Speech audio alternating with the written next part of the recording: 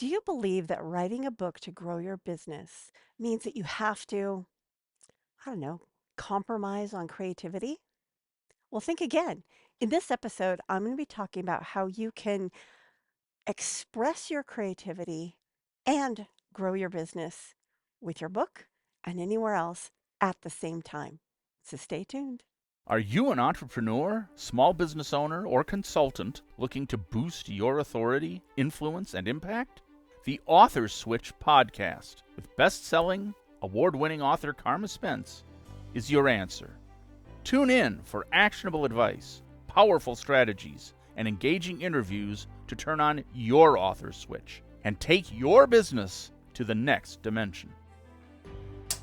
The Author Switch. Hello and welcome to the Author Switch podcast. My name is Carma Spence, and I help executive coaches, business leaders, and consultants write, publish, and market client attracting books.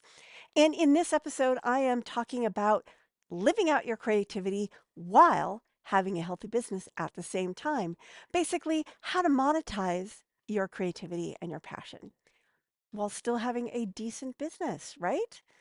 So, first, I want to talk about the mindset that you need to have to balance art and business. They aren't mutually exclusive, they can work fantastically together. So, the first thing you need to think about is overcoming the starving artist myth. Making money with your creativity isn't about selling it out, but sustaining your creativity. So shift your mindset to view earning money as a way to sustain your creativity and reach more people. It's not a betrayal of your art. Understand the value that you bring to the table with your creativity, with your art. People don't just pay for widgets. They often will pay or products or services or whatever or your whatever it is. They're paying for an experience and a result. They want the result and they want to have a certain experience in achieving that result. I will admit there are people who just want the result, don't care about the experience, and they'll put up with all sorts of stuff. But you know what? More and more people just want to have fun. They want to experience beauty. Why not bring that part of you into your business so that they can get the result that you give while having a beautiful, wonderful, creative experience? So, what your action is here is to set financial goals. Define your income targets that support the lifestyle that you're looking for and creative endeavors so that you can have a clear reason to monetize your work. Second mindset thing is to define your version of success. Basically, you want to align your creative goals with your business goals.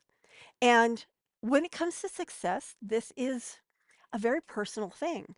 One person's success is not another's. I mean, I have worked with people who like their version of success was earning certain kind of money. And when they tried to push me into doing that too, I was extremely unhappy. I'm not saying I don't want that. Of course, everybody wants to make good money for what they do. But for me, making the money wasn't important enough that I would give up who I was in order to achieve that goal. I had to find a way to fuse the two, to be creative while making good money. And if that's you, that's achievable. That's achievable. So you need to clarify your priorities. Write down what matters most to you so that you can know when to say no to an opportunity or yes. Does this opportunity align with my goals, with how I want to live my life, my lifestyle? When you're very clear on that, and you include your creative freedom in there, you're going to make better decisions with which mentors do you work with? Which opportunities do you take advantage of? Because believe me, I've had a few businesses where I was extremely unhappy. And when I did that, I self sabotaged. But then when I found a business that worked with who I was and how I like to express myself, blah, the lights turned on and it's so much more fun and fulfilling, fulfilling. But you don't want to go all on creativity and forget the business altogether. It you're in business, you have to, you have to balance the art and the creativity with the business. So you're going to need to know what your numbers are and how you're going to achieve them. And this is actually going to force you to be more creative because now you're going to have to blend that artistic part of you, that creative part of you into this more analytical business kind of side. And it can happen. I know people who do it. And then here's your action step: celebrate small wins. Regularly acknowledge the milestones that you make, such as finishing a project or connecting with a client. Celebrate those moments because it's that feeling of joy and celebration that pulls you through to your end goal. And I will put a link in the show notes. I have an entire episode of the Author Switch podcast that's all about how to celebrate milestones along the author's journey. Check that out. It'll give you some ideas. Third mindset tip: the art of saying no. And this is why you're doing what I've just talked about, is because you need to understand what it is you're looking for so that you know how to say no. You'll get this opportunity and you'll say, this doesn't align with my values. It doesn't align with my goals. It's not going to take me where I want to go. No, thank you. I'm not interested. It is so empowering, so freeing. So how do you get to that point where you know? So first, do what I've said before, is outline what your goals are. But you also need to understand your core values. I'll put a link to that in the show notes as well. I have a whole thing that helps you identify your core values. It's free and it's very helpful to understand what those core values are so that you, again, your yeses are true yeses and your nos are way easier. You want to create a decision framework. So, like, ask, does this opportunity align with my goals, values, and audience?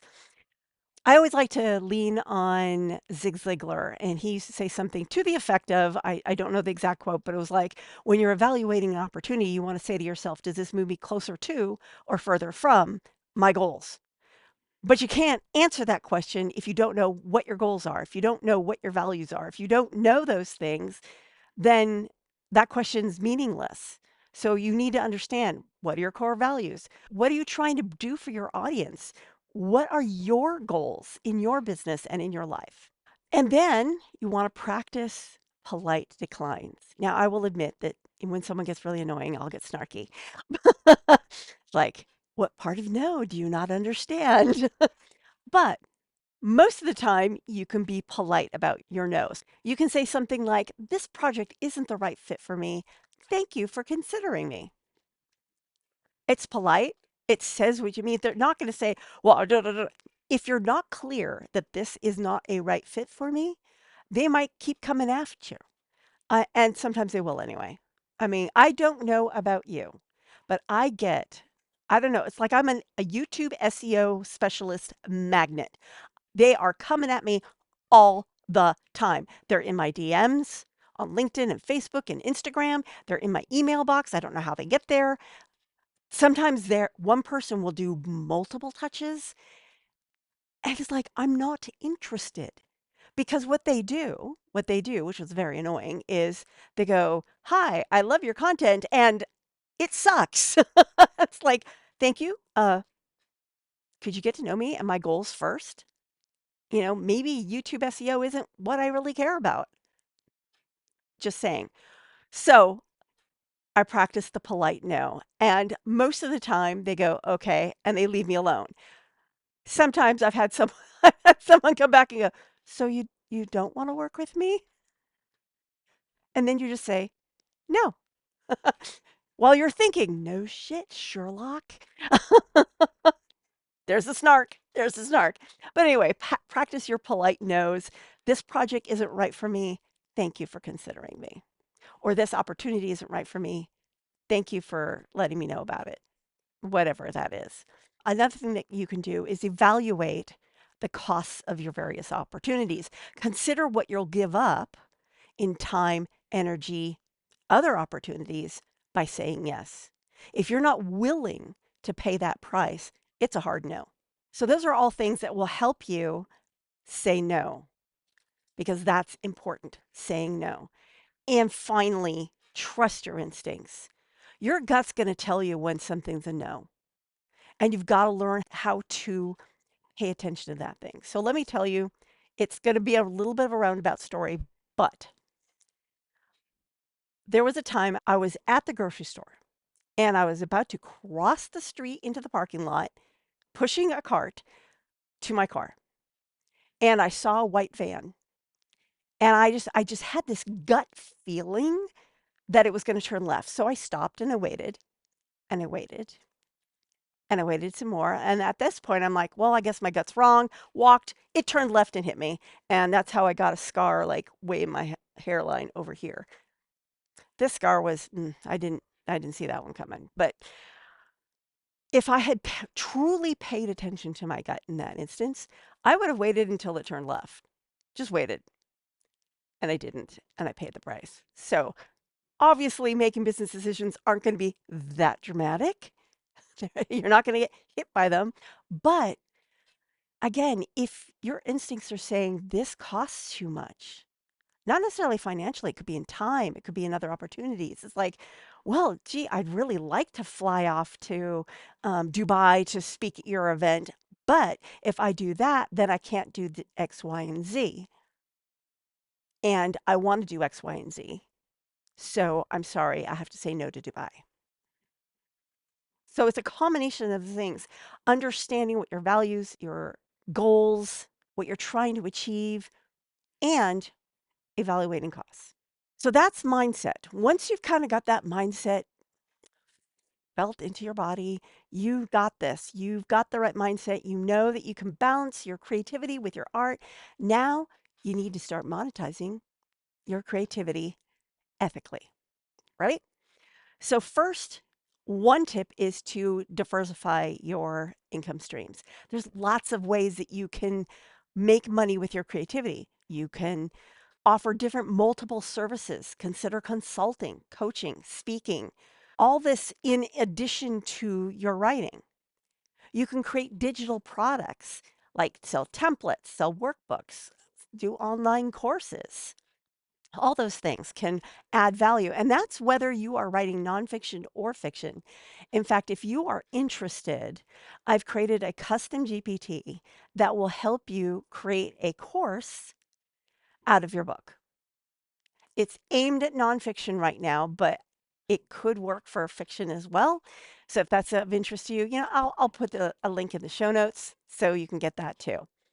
And then, of course, there's subscriptions and memberships, which are very popular, especially with artists in general. I mean, you've got people who have Patreon and Substack and all those things.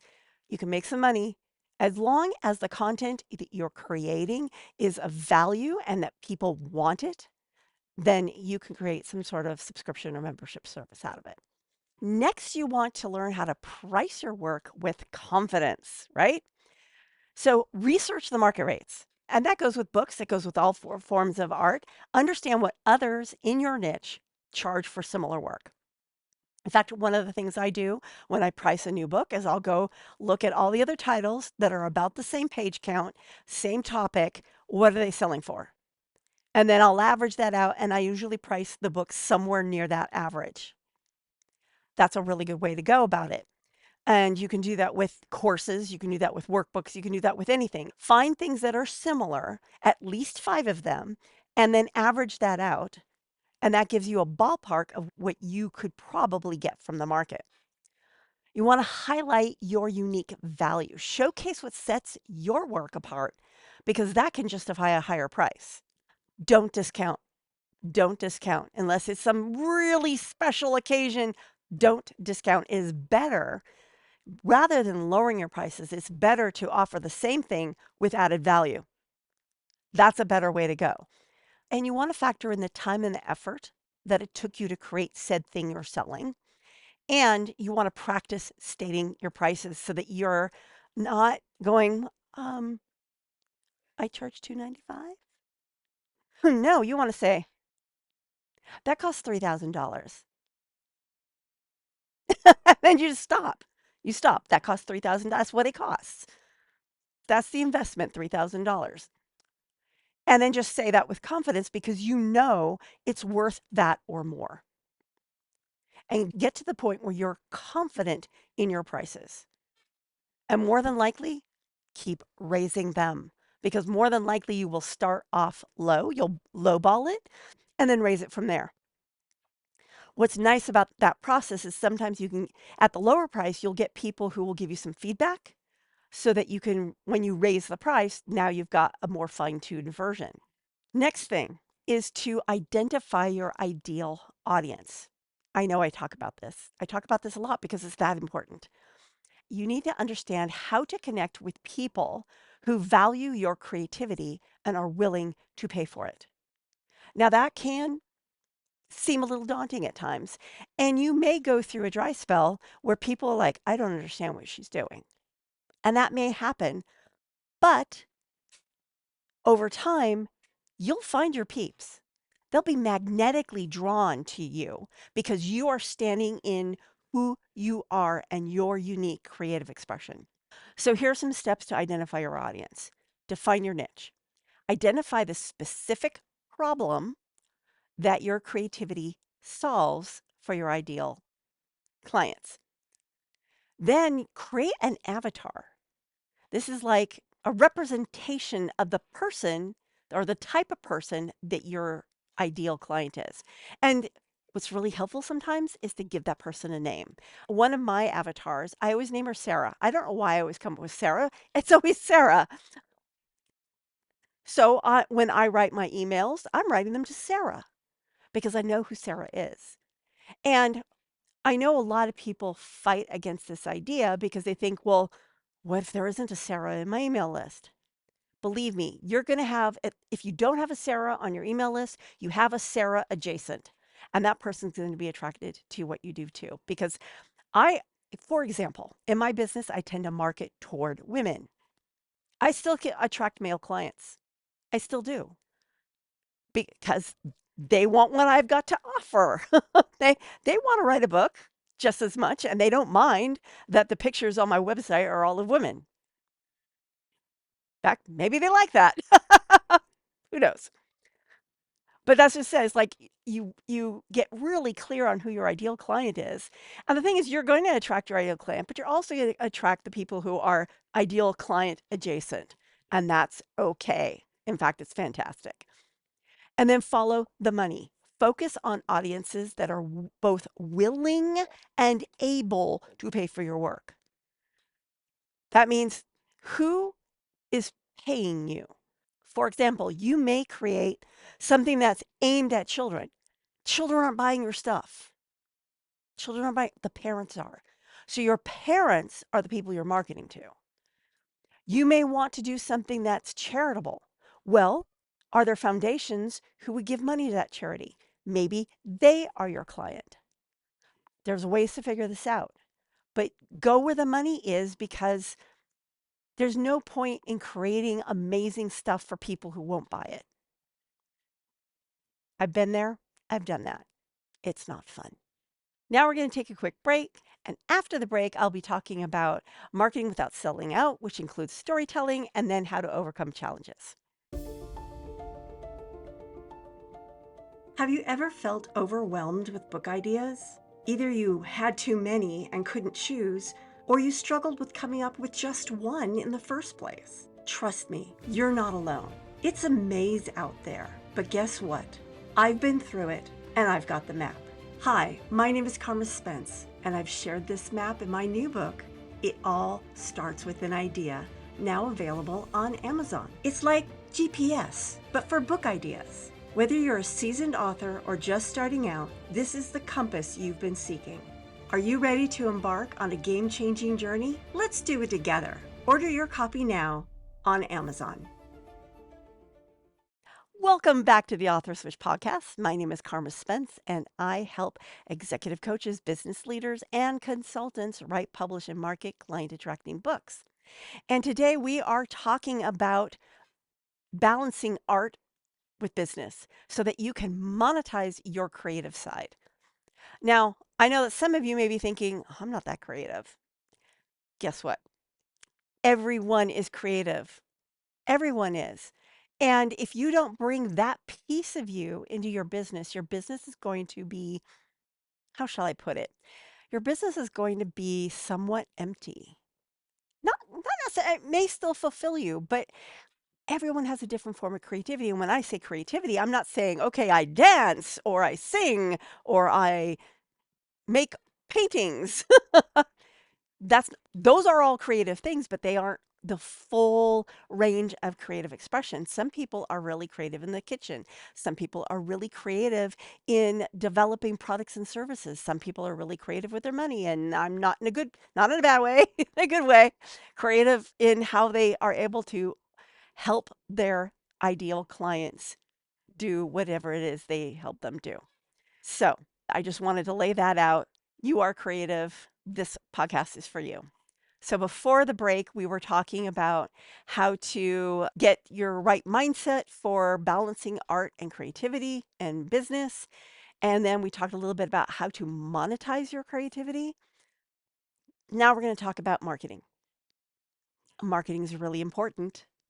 It's really important. Without marketing, you're not going to get much sales because marketing is how you let people know you have something for sale. And one of the best tools in your marketing toolkit is storytelling. You've got stories that can sell. Use your creative journey to connect with your audience authentically. Share your why. Why do you do this?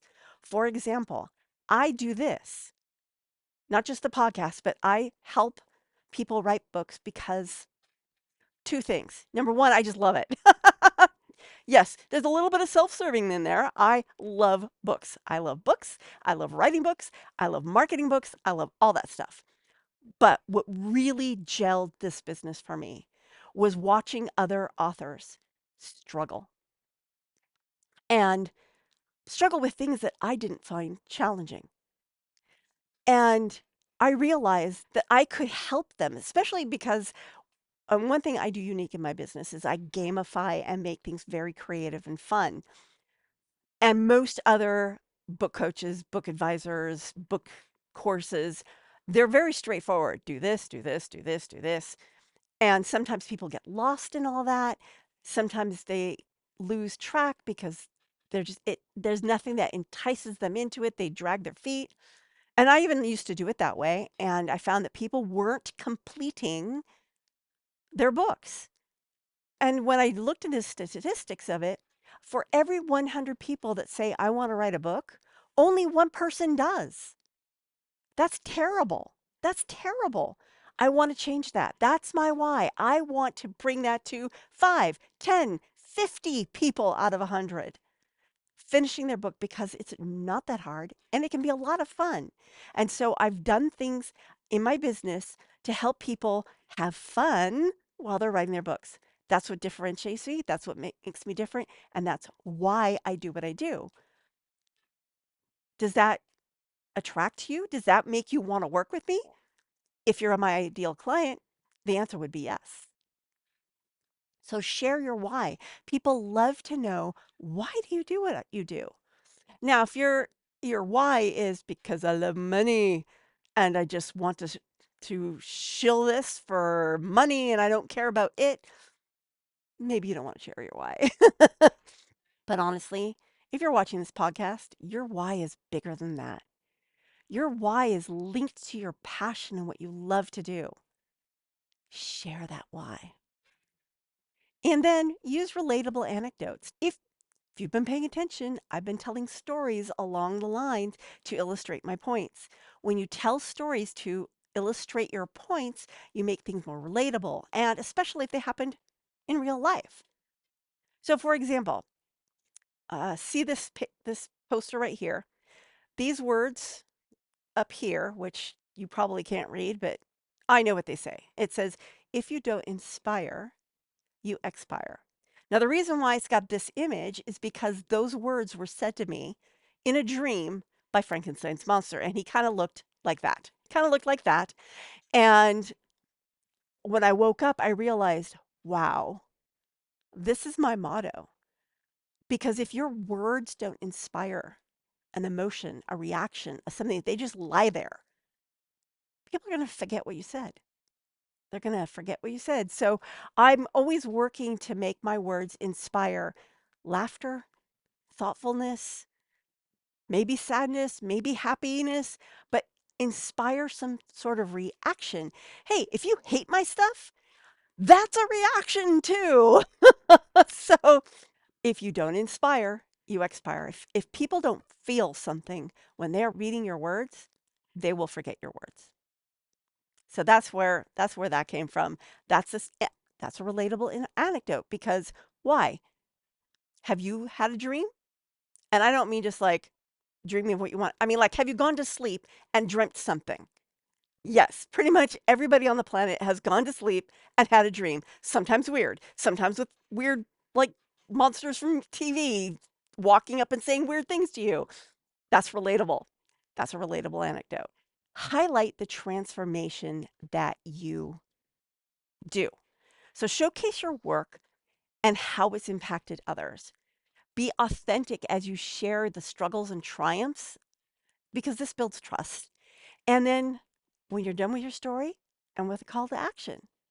So, for example, my call to action for that particular story was make sure your words inspire some form of reaction, some emotion. When you can do that, your words will be remembered. That's the call to action. That's a very simple call to action. And I've had other call to actions after stories in this thing. I've said, go to the show notes because I've put a link there for you. Or I might say, check out my new book, like I did in the commercial. When you tell a story, and it was some form of call to action so that people integrate that action into their experience of the story. Next, you want to leverage social media wisely. It is so easy to go down the rabbit hole of social media. You want to learn how to use each platform, how it's supposed to be used, and leverage the strengths of that. So, for example, YouTube and Instagram are very visual mediums.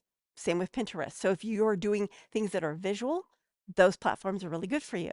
If you're more of a thought leader, then LinkedIn is probably your place. Possibly Facebook. My thought leader stuff goes flat on Facebook. People on Facebook like my memes and my questions. That's what gets engagement.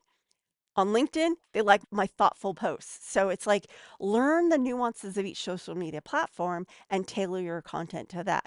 That doesn't mean you can't go, I've written this post, I'm going to post it everywhere. But if you can tailor it, and now that we have AI, it is easy to do that. So, for example, one of my processes, after I've pulled together this episode, I upload the transcript into chat and I tell it, please write me posts for LinkedIn, Twitter, etc. And I've given it specific frameworks that I like to use on each of those platforms. And it takes the information from this transcript and spits out stuff that I can then massage to be in my voice that are platform specific. And it takes me minutes, not hours, minutes. Now, when I was doing this without AI, took me a lot longer, so I didn't do that. And since I've been tailoring my content per each social media platform, I'm getting a lot more engagement. So I suggest make use of these tools. ChatGPT, Claude, Gemini, they can all be trained to do something like that for you. Another tip for social media is, okay, actually there's several tips here. One, choose the right platforms for you. I was on TikTok for a while. It wasn't working for me. I got off. I don't use threads. I'm focusing, personally, I focus on LinkedIn, Twitter, or actually X, and Facebook, with Instagram and Pinterest being like sort of adjacent. And all the rest, who cares? That's what I'm focusing on, and that is serving me. So choose your platforms wisely. You want to choose your platforms that are leveraging your strengths as a human being and your audience is there and leverages the strengths of your business and the services you offer and your creativity. You want to batch create content as often as possible because that saves you a whole lot of time. Plan and create posts in advance, and it helps you avoid overwhelm. Engage consistently. I will admit that's a tough one for me, but I do try, and I try to get in there every day and engage with people. But I can't do it all day long. It is what it is. But that will grow your audience as well. Show behind the scenes content, which means like when you're writing, show off some of the stuff. Now here's something. This was brilliant. This was a few years ago when we didn't have things like Facebook. In fact, MySpace wasn't even in existence yet, and people would connect with each other on these like Yahoo groups. I forget what they were called because they don't exist anymore. But this author I know, he's a horror author. He put out that he was going to write a chapter, I think it was a chapter a week, and release it to this special group. So you subscribe to the group and then you'd get this chapter and you'd see it as he did it. He didn't edit it. He just wrote it and posted it, wrote it and posted it. And I mean, if you read that first version, you can see where like his ideas were starting to mature as time went over. So like things that happened in the first chapter no longer made sense, but it was a really good book. And since he had grown an audience around that specific book, he was then able to take and say, hey, this is proof of concept. People followed me all the way to the end. And now that I'm going to edit it and massage it and polish it, a publisher picked it up and it's done well as well. So if you want to check out that book, it's called Master of the Moors. And the author is Patrick Killian. I want to say Burke? Patrick Killian. Those are his first two names. I can't remember his last name. I think it's Burke. It's been a while since I've seen him in my feeds. But anyway, it's called Master of the Moors. I've only read the version. I haven't gotten my own copy yet. Bad karma. But yeah, it's really good if you like it's sort of a werewolf horror, sort of not. It's interesting. Check it out.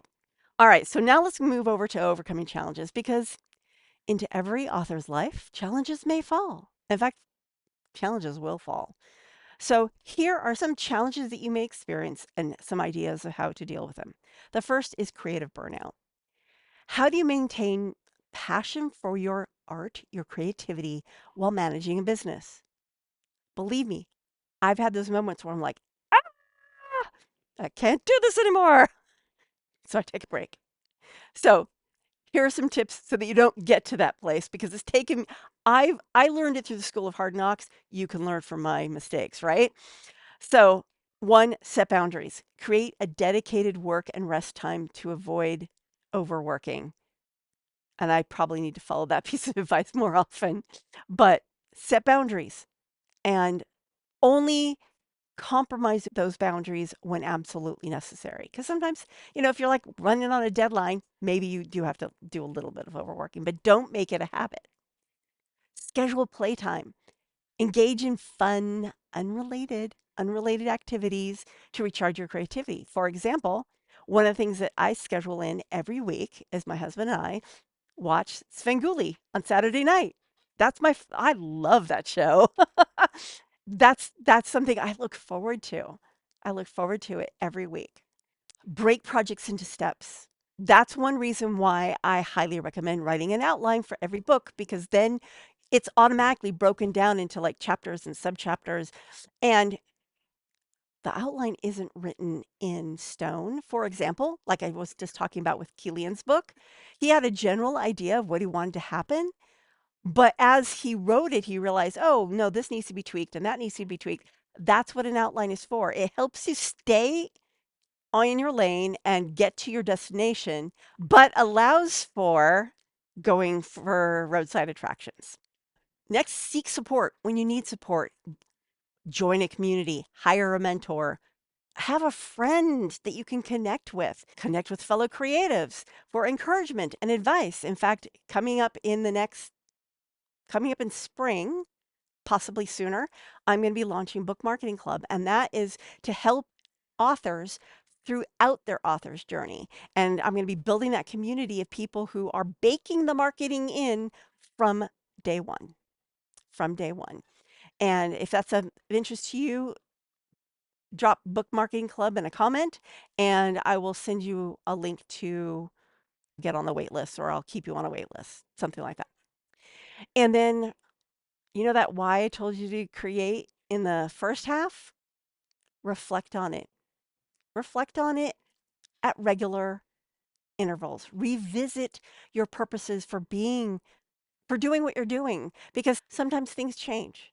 Sometimes things change. There are creative expressions that I used to do when I was younger that no longer hold interest for me, but I now creative in other ways. So revisit your why and rewrite it if you need to.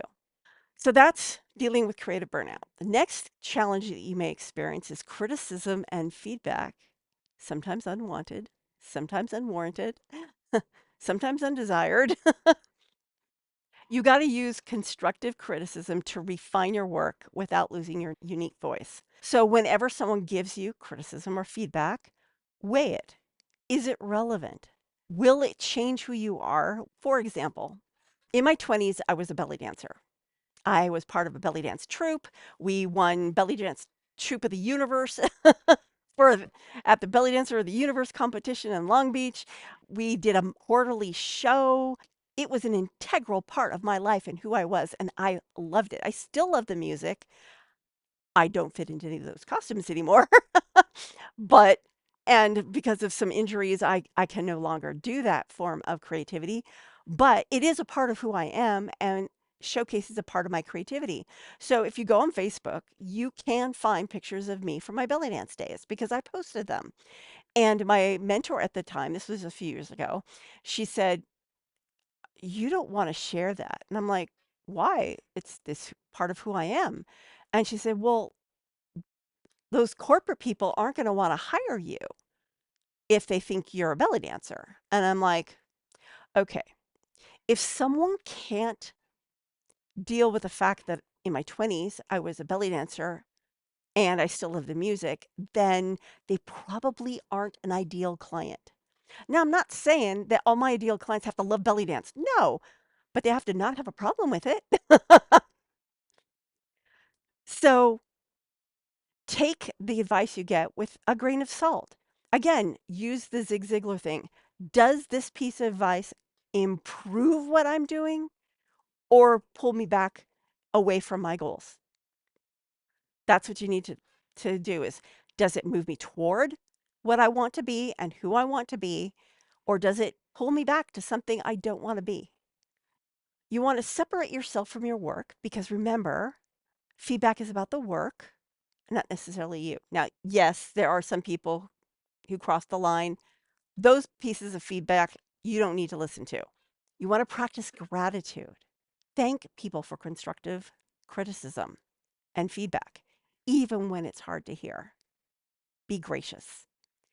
Filter the source. Weigh the criticism from trusted individuals more heavily than those who are not. So, for example, I have a book and it's got some reviews on Amazon that are completely irrelevant. It's like the comments don't make any sense. It's like you either you didn't read the book or you don't understand the book, and you clearly are not the target market for this book. So your comments are irrelevant to me. So it becomes water off a duck's back. And then trust your vision. Make changes that resonate with your goals, but not from every suggestion you receive. Sometimes it just doesn't make sense. And honestly, if the person giving you the feedback really cares about you, they're not going to demand that you take everything they say and do it and implement it. Just saying. All right. Last hurdle here. Last hurdle, and that is staying resilient during slow periods because art and business have an ebb and a flow. And they have ups, they have downs, and that's okay. It's all part of the journey. So, here are some things you can do to help weather and be resilient during downtimes. One is to maintain a financial cushion. That means that when you have high income periods, don't spend it all. Put some aside to pay for the lulls so that it evens out throughout the year. Focus on marketing during downtimes. Use slow times to promote your work and build your pipeline. And another thing you can do with downtime is develop skills. Take courses and workshops to expand your skill sets, either in your creativity or in your business. Another thing you can do during downtimes is build relationships. This is a perfect time to build relationships. Reach out to past clients or collaborators to explore new opportunities. One thing I've done in the past, I'm thinking I might reinstitute it again, and that was Thanksgiving cards. Instead of sending Christmas cards, I would send out Thanksgiving cards to all the people who'd paid me something that year. And they liked it. And sometimes they even came back for more work with me. So there's a little thing you can do. And then, of course, stay positive. Remind yourself that slow periods are temporary and they're just part of the creative cycle. So there you go. If you take all the information that I've provided you in this podcast, you can balance your creative side with your analytical side and make money while being the wildly, wonderfully creative person that you are. This is Carma Spence saying ciao for now. If you've enjoyed this episode of the Author Switch podcast and would like to show your support, there are a few ways that you can do that.